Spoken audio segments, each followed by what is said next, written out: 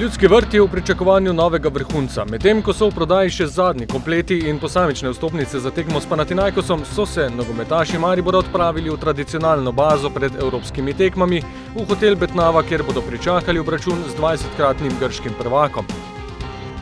We are waiting for this game tomorrow, and like trainer said, we will do everything to have a better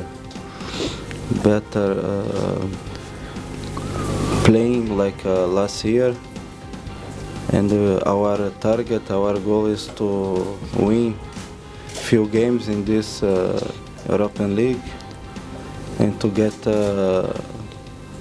more points what we can get for this year. It will be a hard game. Panathinaikos is a big club and is very good team. But at home, here we are the owner of the stadium and we will do everything to win the game. Marko Stavares in soigralci so opravili zadnji trening po ustaljenem ritmu v dopoldanskem terminu na glavnem igrišču. Upoštev za tekmo ne prideta le kaznovani Argus in Mitja Viler, ki dela velike korake nazaj v treningu z žogo. Pozornost v karanteni bo sedaj usmerjena v še bolj poglobljeno analizo nasprotnika, ki bo zagotovo najtežji v tej sezoni doslej. Nasprotnik ne glede na neke svoje težave, katere ima v domačem prvenstvu, predstavlja silo,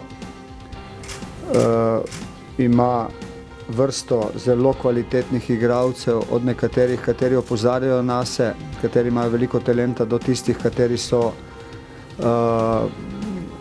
odigrali tudi v velikanih evropskega nogometa, tako da vse to je potrebno spoštovati. Vse skupaj pa ne spreminja ciljev, ki jih imajo Mariborčani, namreč osvojiti več kot lansko 1 točko. Naš cilj je popolnoma jasen. Želimo biti boljši kot v lanski sezoni, v tej prvi sezoni v Ligi Evropa. Gradimo na izkušnjah, katere smo pridobili, gradimo na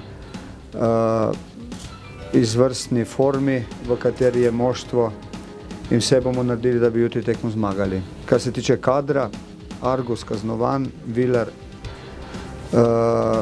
dela bistven napredek v temu, da pač trenira z moštvom, vendar on trenutno še ni v kadru za to tekmo.